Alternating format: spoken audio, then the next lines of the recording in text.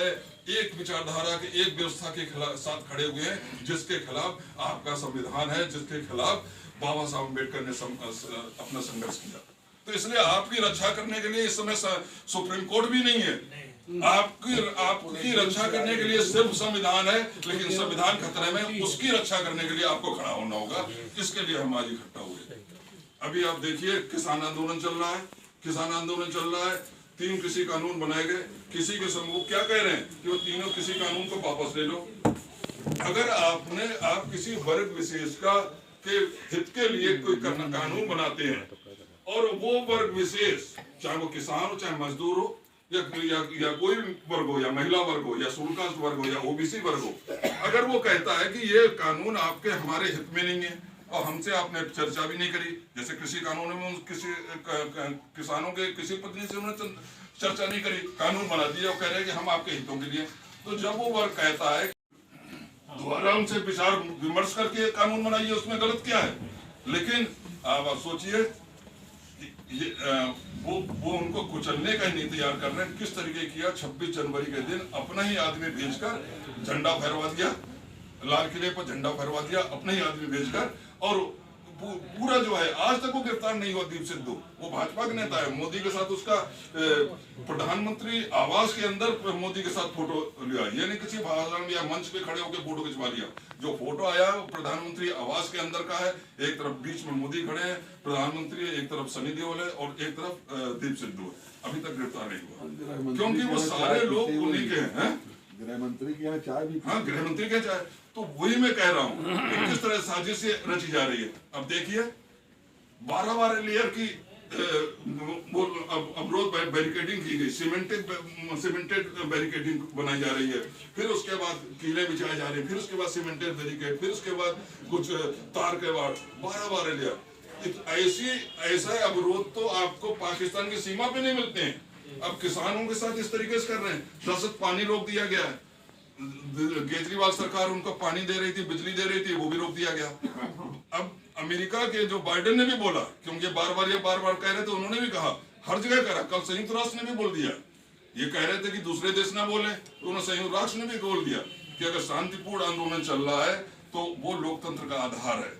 अगर आप आंदोलन लोकतंत्र में किसी को आंदोलन करने की, शांतिपूर्ण आंदोलन करने का भी परमिशन नहीं देते तो वो लोकतंत्र आपका लोकतंत्र नहीं है। लोकतंत्र की परिभाषा ये नहीं कहती है। और अगर आप आंदोलन करने की परमिशन दिए हुए हैं तो उनको बिजली, पानी और इंटरनेट की सुविधाएं दीजिए। ये सारी चीजें छीन ली गई हैं।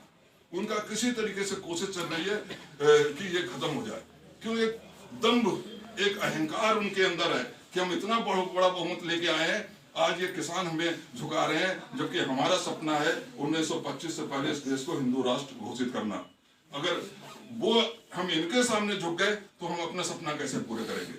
आज वो रेहाना एक पॉप सिंगर है, उसने बोल दिया, एक ग्रेटा थनबर्ग है, 18-19 साल की लड़की है, लेकिन 18-19 साल की लड़की 16 साल की जब थी तब उसने पर्यावरण के लिए इतना बड़ा आंदोलन किया कि आज जो है 3 बार उसका नोबेल पुरस्कार के लिए नाम जा चुका है। इंडिया में तमाम स्कूलों में बच्चे जो है उसके समर्थन में प्रोग्राम कर चुके हैं। अब उसने बोल दिया तो जब हमारे देश का आंतरिक मामला है, हमारे देश का आंतरिक मामला है, लेकिन आप जब है प्लीज सर, हमारे देश का आंतरिक मामला है, मानवाधिकार का मामला किसी देश का आंतरिक मामला होता है?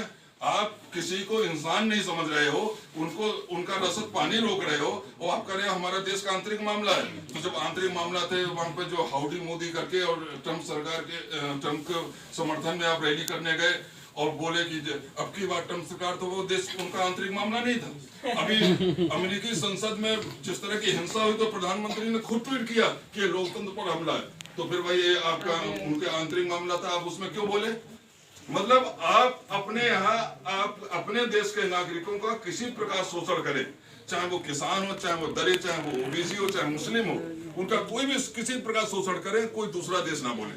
सीए एनआरसी पर मुस्लिम क्या था? वो पूरा तरह मुस्लिम का ही शोषण करने के लिए था।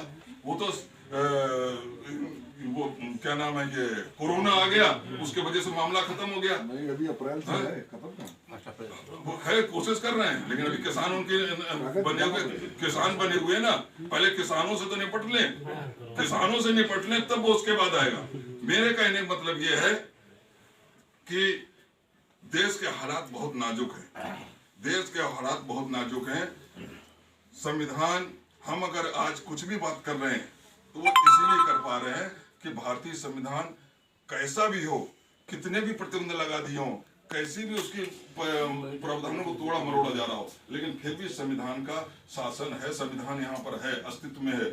इसलिए हम यहाँ बोल पा रहे हैं, इसलिए हम राठौर जी के यहाँ मीटिंग करके आप लोग सम्मिलित कर पा रहे हैं। आप सोचिए कि जिस दिन ये संविधान नहीं होगा, जिस दिन अगर वो 24 में या जब भी कभी 22 में जीत जाते हैं तो बस सेमीफाइनल कहला ही रहा कि उत्तर प्रदेश में 80 लोग जीतते हैं, 80 सांसद जीतते हैं, और अगर दोबारा यहाँ पर सरकार बनती तो फिर 24 में यहाँ से भी जीतेंगे, बिहार से जीतेंगे, और संविधान वो उसकी बात तो अलग है। आपको जो कुछ करना है वर्तमान व्यवस्था में लड़ना है, व्यवस्था में लड़ना है। तो आप ये सोचिए कैसे उनको लड़ना है, मशीन के आधार पर लड़ना है, क्या करना है, लेकिन भैया सड़क पे आओगे तभी होगा। सड़क पे नहीं आओगे, आप ईवीएम चिल्लाते रहो, सेमिनार बैठ के कुछ नहीं होने वाला है। अगर जिस मुद्दे पे लड़ना है, अब सड़क पे आना होगा तभी हो सकता है, कमरों में बैठ के कुछ नहीं हो सकता है। ये मेरा कहना है। लेकिन ये है कि अगर वो दोबारा आ गए सत्ता में 24 में, तो चाहे अब ईवीएम वाले हो, चाहे बहुजन मुक्ति मोर्चा वाले हो, चाहे बहुजन समाज पार्टी वाले हो, चाहे कितने भी हो, किसी को भी आंदोलन करने का राइट नहीं होगा। आप कुचल दिए जाओगे उसी प्रकार से जैसे किसानों को कुचलने का प्रयास किया जा रहा है। इसलिए ये समय है कि आप जो है पार्टी लाइन से ऊपर उठिए, कि जिसको वोट देना, मैं किसी पार्टी के समर्थन में नहीं बोल रहा हूँ, लेकिन मेरा यही कहना है कि भाजपा को किसी भी हालत में 22 का इलेक्शन नहीं जीतने देना है, और भाजपा के साथ जो भी अंडर टेबल हाथ मिलाए उसको भी आपको रोक के रखना होगा, उसको भी नंगा करना होगा। इसी साथ मैं अपनी बात समाप्त करता हूँ।